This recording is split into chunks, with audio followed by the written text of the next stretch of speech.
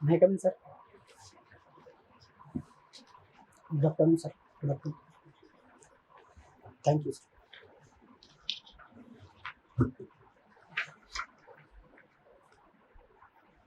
आप दमोह डिस्ट्रिक्ट से जी सर। हिंदी साहित्य में एमए किया। हाँ सर। एक मैं वाक्य बोल रहा हूँ, लाइन बोल रहा हूँ। हनुमान की पूछ पर लग न पाई याद, लंका सारी जल गई, गए निशाचर भाग। क्या अर्थ है इसका? सर, ये अतिशयोक्ति अलंकार का उदाहरण है, जिसमें बताया गया कि हनुमान की पूंछ में आग भी नहीं लग पाई और उसके बाद लंका जल गई। ये अतिशयोक्ति बताया गया है। अलंकार कौन कौन से होते हैं? अलंकार दो प्रकार के होते हैं, शब्दालंकार और अर्थालंकार। अर्थालंकार का उदाहरण? अर्थालंकार का उपमा, उत्प्रेक्षा, रूपक इसमें आते हैं। उदाहरण? चिरजीवी जोड़ी जरो, जो न सन्ह गंभीर, को ब्रस भानु में घाटिया, बेहलधर के वीर। चीर जियो जो ही जुड़े, क्यों न समय गंभीर, तो घटियो ब्रस भानु जा, वे हलधर के वीर। जी सर। क्या अर्थ होता है इसका? इसमें वृषभ की अनुजा के दो अर्थ हैं। एक तो वृष भानुजा की मतलब बैल की अनुजा, और एक वृषभ भानुजा मतलब वृषभ जो बलदेव जी हैं उनकी बहन। इसके दो अर्थ आते हैं, इसलिए इसमें रूपक होता है। अभी हिंदुस्तान में सबसे बड़ा राज्य जनसंख्या के दृष्टिकोण से कौन है? माफी चाहूंगा सर, आवाज। सबसे बड़ा स्टेट हाँ सर। हिंदुस्तान में कौन सा है जनसंख्या? हाँ। उत्तर प्रदेश है सर। उत्तर प्रदेश के सीएम कौन है? वर्तमान में श्री योगी आदित्यनाथ जी उत्तर प्रदेश के मुख्यमंत्री। आपकी नज़र में हिंदुस्तान में कौन कौन से मुख्यमंत्री हैं जो बहुत अच्छे हैं आपकी नज़र में? वर्तमान में सर सभी मुख्यमंत्री अपनी जगह पर अच्छा काम कर रहे हैं स्टेट वाइज। पश्चिम बंगाल ममता बनर्जी जी, मध्य प्रदेश में श्री शिवराज सिंह चौहान जी, छत्तीसगढ़ में श्री भूपेश बघेल जी, सभी सर अच्छा काम कर रहे हैं। सबसे अच्छा काम कौन कर रहा है आपकी नज़र में? माफी चाहूंगा सर, इसमें अभी तो ज़्यादा नहीं है। कल्पना करो कि आपने देखा होगा आपके राज्य में भी काम कर रहा है, दूसरे राज्य में भी आप देखते हैं, टीवी पे न्यूज़ देखते हैं, तो आपको क्या लगता है कि कौन से मुख्यमंत्री साहब ने जो पूछा आपकी नज़र में बेहतर काम कर रहा है? आप ऐसे स्टेट मत करें, कोशिश करो। मध्य प्रदेश के वर्तमान मुख्यमंत्री जी भी अच्छा काम कर रहे हैं अपने स्टेट में। अगर मैंने क्या अच्छे काम कर रहे हैं? इंडस्ट्री के क्षेत्र में काम कर रहे हैं, इंडस्ट्री के क्षेत्र में काम कर रहे हैं, निवेश को बढ़ावा दे रहे हैं, सड़क पर जो बेसिक स्ट्रक्चर है उस पर ध्यान दे रहे हैं, और वन उत्पाद वन जिला उत्पाद योजना है वो। इसके अलावा शिक्षा पर भी काम कर रहे हैं, सभी क्षेत्रों में। आप थोड़ा सा तथ्यात्मक बता पाएंगे क्या? जैसे शिक्षा पे अभी वर्तमान में सीएम राइज स्कूल खोलने का किया है। महिलाओं के लिए लाडली बहना योजना, जिससे महिला सशक्तिकरण की ओर बढ़ सकती है। बीजेपी शासित राज्य में सबसे बढ़िया मुख्यमंत्री कौन है? वर्तमान में सर मध्य प्रदेश में है शिवराज सिंह चौहान। योगी आदित्यनाथ जी भी अच्छा काम कर रहे हैं उत्तर प्रदेश में। योगी आदित्यनाथ की क्या विशेषता है, क्या काम कर रहे हैं? सर उन्होंने भी वहाँ उत्तर प्रदेश में एक्सप्रेस वे बनवाए हैं, कनेक्टिविटी करवाई है, इंडस्ट्री को बढ़ावा दिया है, और जो सेक्टर वाइज जैसे पश्चिमी उत्तर प्रदेश और पूर्वी उत्तर प्रदेश में अलग अलग वहाँ की आवश्यकताओं को देख करके काम किया है। दूसरा सर अपराधी लोग ज़्यादा लॉ एंड ऑर्डर पे उन्होंने बहुत काम किया। अभी कोई तात्कालिक घटना लॉ एंड ऑर्डर के बारे में? अभी सर कल ही एक इनकाउंटर हुआ है प्रयागराज में। किसका हुआ है? अतीक अहमद के बेटे हैं असद का, जो 19 साल हत्याकांड में दोषी थे। अतीक अहमद के बेटे के बारे में और जानकारी चाहते हैं आप? कितने बेटे हैं? सर अभी एग्जैक्ट जानकारी नहीं, पर 3 बेटे हैं शायद उनकी, जो न्यूज में मैंने पढ़ा है। कहाँ है वो अभी वो लोग, उनके लड़के? जी तीनों, दोनों जेल में थे, एक का भी एनकाउंटर हो गया।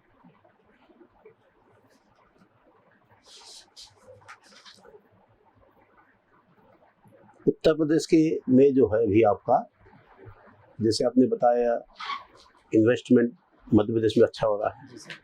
उत्तर प्रदेश की क्या स्थिति है? उत्तर प्रदेश की अभी जानकारी नहीं है सर मुझे। कोई बात नहीं।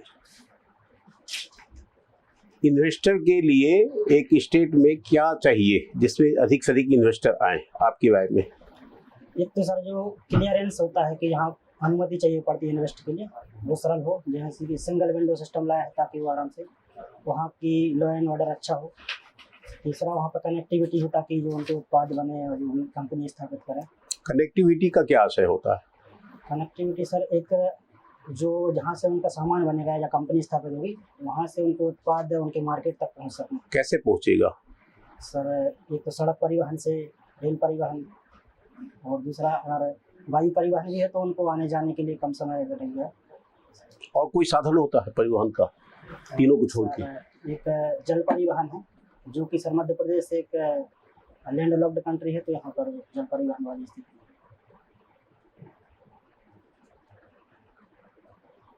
मानवाधिकार क्या होता है? कुछ सुने हो इस शब्द को? जी सर। क्या होता है ये? सर मानव होने के नाते एक बुनियादी अधिकार है जो हर व्यक्ति को मिलने चाहिए, यानी मानव अधिकार। ये मानवाधिकार जो है किसी को मिले या किसी का संरक्षण करने के लिए कोई सरकार ने या कुछ किया गया? सर राष्ट्रीय स्तर पर राष्ट्रीय मानवाधिकार आयोग है और राज्य स्तर पर राज्य मानवाधिकार आयोग का गठन किया गया है। इसके गठन के बारे में कुछ प्रकार डालेंगे?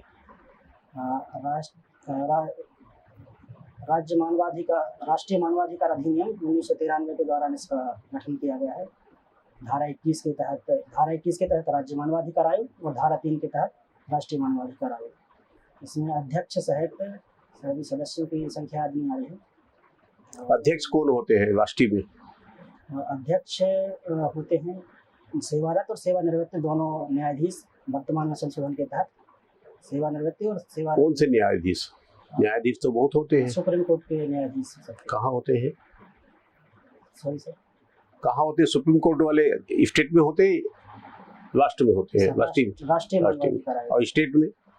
सर स्टेट का मैं पूरी तरीके से याद नहीं कर। कोई बात नहीं। और कौन कौन होते हैं उनके सदस्य? माफी चाहूंगा सर, अभी से रचना याद नहीं। कार्यकाल कितने साल का होता है? कार्यकाल 3 वर्ष से लेकर अधिकतम 70 साल तक। इन दोनों में से जो पहले हो? हाँ सर, जो पहले हो। 3 इन दोनों में पूरा हो जाए या 70 वर्ष की आयु पूरी हो जाए। 70 वर्ष की आयु पहले हो या 3 वर्ष पहले हो, दोनों में से पहले हो। Thank you sir. इनका काम क्या होता है? सर इनका कार्य होता है कि जो मानवाधिकार से संबंधित उल्लंघन के मामले हैं उनकी जांच करना, उनको देखना और उनकी एक रिपोर्ट बना करके केंद्र सरकार को प्रेषित करना, केंद्र सरकार को सौंपना रिपोर्ट। इनका काम सिफारिशी काम होता है मानवाधिकार के उल्लंघन के मामले में। क्या सिफारिश करते हैं? हाँ सर, जैसे कहीं मानवाधिकार का उल्लंघन हुआ है तो उसकी विस्तृत जांच करके सरकार को सौंपते हैं और उसमें सिफारिश। जांच कौन करता है? जांच मानवाधिकार आयोग। जांच और इन्वेस्टिगेशन समझते हो? दोनों हिंदी रूपांतरण है सर उसका। इन्वेस्टिगेशन, जांच अलग चीज है, इन्वेस्टिगेशन अलग है। माफी चाहूंगा सर। कोई बात नहीं।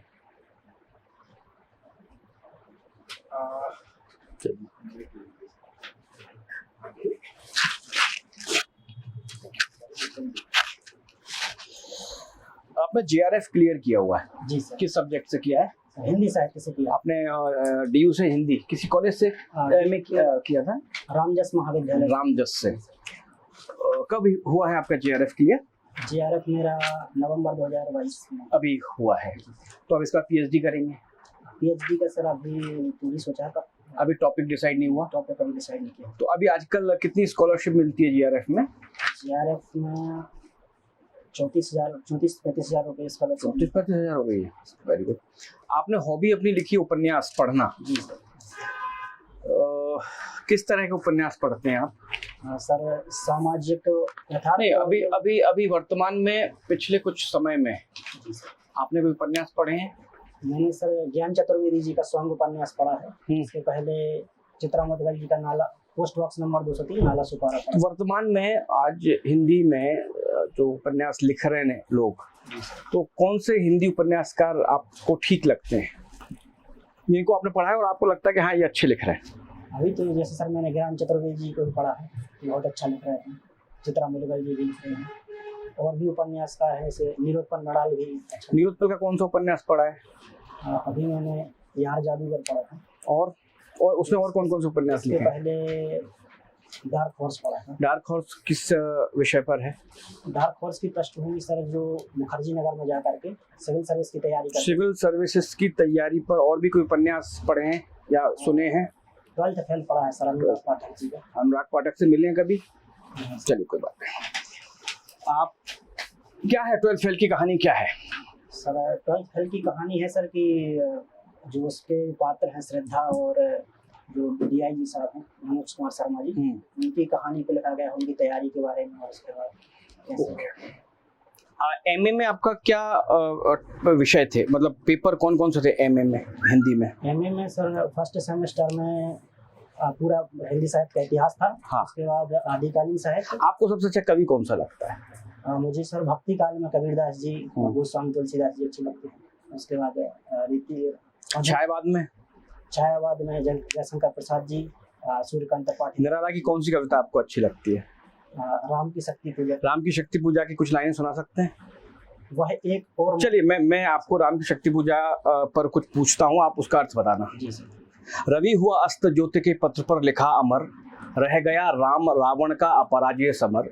आज का तीक्ष्ण सर विद्रुत क्षिप्र कर वेग प्रखर, शत शैल संवरणशील नील नभ गर्जित स्वर। सर राम और रावण का युद्ध चल रहा था और रवि अस्त होने को आया था, फिर वो जो है युद्ध खत्म नहीं हो रहा था, तो उसकी विभीषिका को तो इसमें और जैसे ये जो भाषा है इसकी राम की शक्ति पूजा की प्रारंभिक भाषा है, और फिर जब राम की शक्ति पूजा की बात की भाषा है, लौटे युगदल राक्षस परतल पृथ्वी टलमल विंद महोल्लास से था बार बार आकाश निकल। वो एक मन और रहा राम का जो न थका, जो नहीं जानता दैन्य नहीं जानता विनय। अंतर है शुरुआत की भाषा और इसकी भाषा में? सर शुरुआती जो 17-18 लाइनें जो पाठी लिखी हैं, वो बहुत तत्सम प्रधान शैली में और ओजपूर्ण शैली में लिखी है, तो बाद की शैली थोड़ी तद्भव। हाँ, मतलब आप ये कहना चाहते हैं क्या कि पहले जो युद्ध का वर्णन है इसलिए वो सघन शब्दों का तत्सम शब्दों का प्रयोग है, बाद में जब अवसाद में है राम तो वो भाषा भी उनकी सरल हो गई। और सर एक दूसरी चुनौती ये भी थी कि उस समय कहा गया था कि कम शब्दों में कविता नहीं लिखी जाती थी, तो एक चुनौती थी, तो उन्होंने एक उस चुनौती। तो राम की शक्ति पूजा का जो प्रतिपाद्य है, जी सर, ठीक है, आप देख रहे हैं कि राम की शक्ति पूजा 1936 के आसपास लिखी गई, उसी समय आपका गोदान भी लिखा गया, कामायनी भी लिखी गई। तो राम की शक्ति पूजा अपने समय के इतिहास को किस तरह से अभिव्यक्त करती है? सर उस समय राष्ट्रीय सांस्कृतिक चेतना की भी एक अभिव्यंजना उसमें हुई है कि जैसे गांधी जी हमेशा सत्य के पथ पर चल रहे थे, फिर भी उनको बार बार पराजित मिल रही थी, तो एक इस संदर्भ में भी उसका लिया जाता है कि आपको लगता है कि राम केवल अपने राम के ही प्रतीक हैं या और कोई प्रतीक राम के भीतर आप देखते हैं? राम जो आप JRF किया है, मुझे लगता है आप इस पर चर्चा कर पाएंगे, इसलिए मैं बात कर रहा हूँ अपने। जी सर, बहुत सारे संदर्भ हैं उसमें संश्लिष्ट अर्थों में लिखी गई है राम की। दूधनाथ सिंह पढ़ा है आपने? दूधनाथ सिंह जी को सर पढ़ा। क्या नाम है उसकी? निराला पर दूधनाथ सिंह की किताब बहुत अच्छी है, एक पढ़िए सर। इन्होंने एक व्याख्या दी है पर वो मैं अभी आत्महंता आस्था पढ़िए। आत्महंता आस्था नहीं पढ़ी, ठीक है। आपने मुक्तिबोध पढ़े हैं? जी सर। कौन सी कविता अच्छी लगती है? इनकी ब्रह्म राक्षस पढ़ी है। अंधेरे में कविता। अंधेरे में कविता की कुछ लाइनें सुना सकते हैं? अब है तुम्हारे यहाँ सिलेबस में अंधेरे में? मैंने पढ़ी हैं दोनों सर, पढ़ी है नहीं। ब्रह्म राक्षस। तो क्या विशेषता है मुक्तिबोध की कविता की? मुक्तिबोध की कविता किस तरह की कविताएं हैं और वो किस तरह से समाज से जुड़ी हुई हैं? क्या उसकी विशेषता बता पाएंगे आप? जिंदगी के कमरों में अंधेरी लगाता, बार बार चक्कर नहीं देता, कोई सिवाय आवाज पैरों की देती है सुनाई पर वरना नहीं दिखता, कहीं आग लग गई कहीं गोली, तो अंधेरे में आपने सुनी होगी ना। क्या विशेषता है? क्यों अंधेरे में? कौन है वो व्यक्ति? कौन मनु? सर एक तो स्वयं को लेकर लिखते रहे कि वो अपने आप को पूरी समाज के लिए समर्पित नहीं कर पाए, जिसको वो आत्मचेतस और विश्व चेतस का। Good, very good. दूसरा उन्होंने की जो आत्मचेतस से विश्व चेतस की यात्रा उनकी पूरी कविता करती है, ठीक है। अंधेरे में हो, चाहे ब्रह्म राक्षस हो, चाहे भूल गलती हो, कोई भी कविताएं हो, वो आत्मचेतस से विश्व चेतस की ओर जाना चाहती है और अपनी आस्था सर्वहारा वर्ग के साथ जोड़ना चाहते हैं। मध्यम वर्गीय बुद्धिजीवियों का जो संघर्ष है उसको। तो आप ये देखेंगे कि अंधेरे में का मनु एक बुद्धिजीवी है, बुद्धिजीवी है कृतदास, उसकी एक पंक्ति भी है उसमें, ठीक है। तो ये किस विचारधारा पर हैं ये? सारी विचारधारा से मुक्ति वाले कवि है सर मुक्तिबोध जी। अच्छा। किसी भी विचारधारा में नहीं बंधे रहते और सबको जहाँ जहाँ भी आंतरिकता उनमें दिखती है तो उसमें छोड़ करके। ओके। जयशंकर प्रसाद भी पढ़े? जी सर। तो कामायनी भी पढ़ी है? जी सर। मुक्तिबोध ने कामायनी की कोई समीक्षा की है? कामायनी एक पुनर्विचार। मुक्तिबोध ने क्या है उसमें, क्यों मतलब आप बता पाएंगे कि मुक्तिबोध ने कामायनी को किस दृष्टि से देखा है?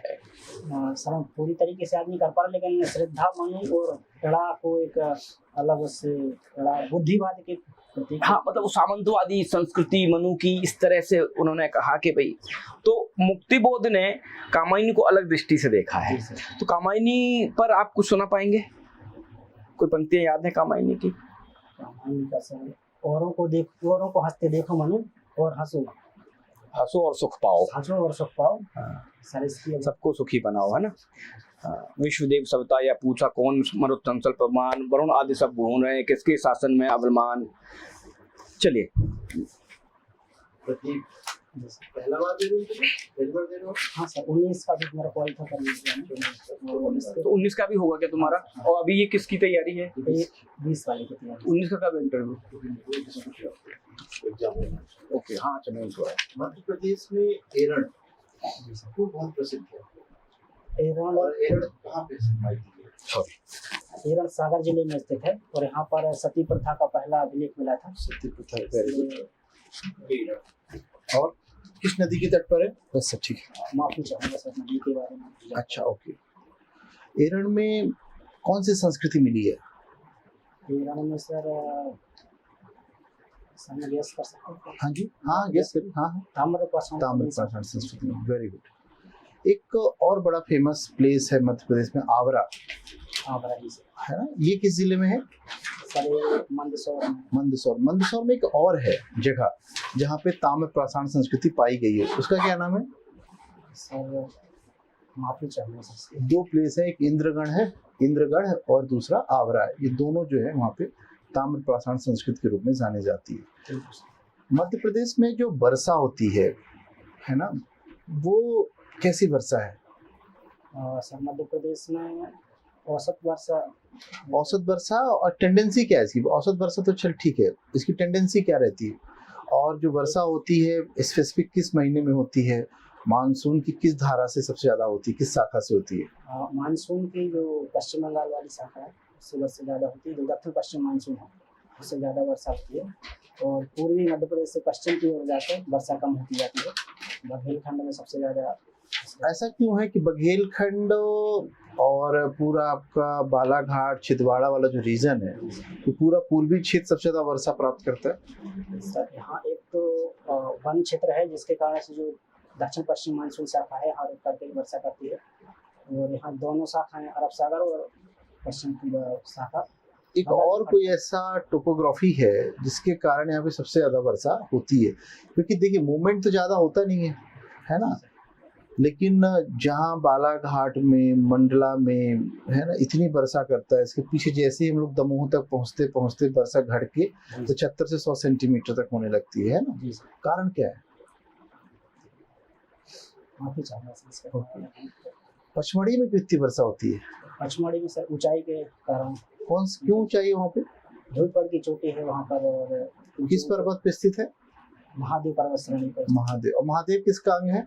सतपुड़ा पर्वत। सतपुड़ा का अंग, ठीक है। अच्छा, मध्य प्रदेश की आपके हिसाब से 5 बड़ी समस्याएं क्या है? मध्य प्रदेश की सर, एक तो यहाँ का इंडस्ट्री का पर्याप्त विकास नहीं हुआ। दूसरा सर गरीबी यहाँ पर है। तीसरी सर लिटरेसी रेट भी कम है। चौथी सर कृषि का भी विकास नहीं हुआ। ओके, 4 5 सर कनेक्टिविटी कनेक्टिविटी भी ठीक हो गई है और और एग्रीकल्चर में भी हम लोग अब खाद्यान्न के कटोरे के रूप में जाने लगे हैं, क्योंकि हम गेहूं में सेकंड पोजीशन पे आ गए हैं, है ना। और अच्छा खासा एग्रीकल्चर डेवलपमेंट यहाँ पे हो रहा है, ठीक बात है। आप प्रायोरिटी क्या भरोगे? हाँ सर, पोस्ट पर हाँ सर डिप्टी कलेक्टर, और उसके बाद सर मेरे फिजिकल नहीं तो डीएसपी नहीं भर पाऊंगा। ओके, इसके अलावा जो चंदन सेक्रेटरी की पोस्ट है, सहायक संचालक शिक्षा और कमर्शियल टैक्स ऑफिसर है क्या सिटी इस बार? है इसका कमर्शियल टैक्स ऑफिसर। कितनी पोस्ट है?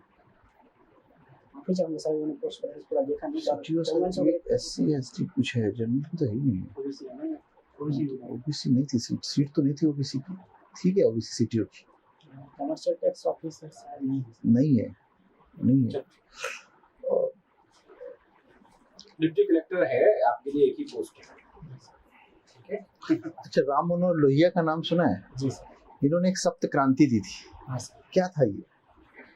सर उन्होंने समाज में बदलाव लाने के लिए एक साथ 7 क्रांतियों की बात की थी, जैसे जात पात के विरुद्ध, लैंगिक पूर्वाग्रह के विरुद्ध और नस्लवाद के विरुद्ध और जो असमानता है गरीब और अमीर में, इसके विरुद्ध। ऐसे उन्होंने 7 क्रांतियों का आह्वान किया था कि एक साथ जब ये समाज में आएंगी तब समाजवादी विचारधारा को लेकर लोग आगे बढ़ेंगे और समाज। अभी गांधी जी का ट्रस्टीशिप सिद्धांत क्या था? गांधी जी का सब ट्रस्टी सिद्धांत ये था कि एक ट्रस्ट जैसे एक स्थापना होती है तो लोगों के पास जो एक्स्ट्रा धन होता है उसको लेकर के गरीब लोगों के उसके पक्ष में, जिससे वर्तमान में जो CSIR है उसी संकल्पना पर आधारित है। आपको लगता है जो गांधी जी ने ट्रस्टीशिप सिद्धांत दिया था प्रैक्टिकली पॉसिबल है, या इसके कुछ नेगेटिव एस्पेक्ट आपको लगते हैं? सर जैसे सर जो लोग देने में उनका सिद्धांत था कि जिसके पास ज़्यादा धन का संग्रह हो जाए वो अपने आप स्वेच्छा से दान करे, तो सर वही है कि स्वेच्छा से दान कर रहे हैं, ये इसमें प्रैक्टिकल लोग है। और नेगेटिव एस्पेक्ट क्या है? सर नेगेटिव एस्पेक्ट सर वैसा कुछ नहीं है। कुछ भी नहीं है, चलिए ठीक है, thank thank you sir. You. Okay thank you sir. 2 minute में आप आना, आपको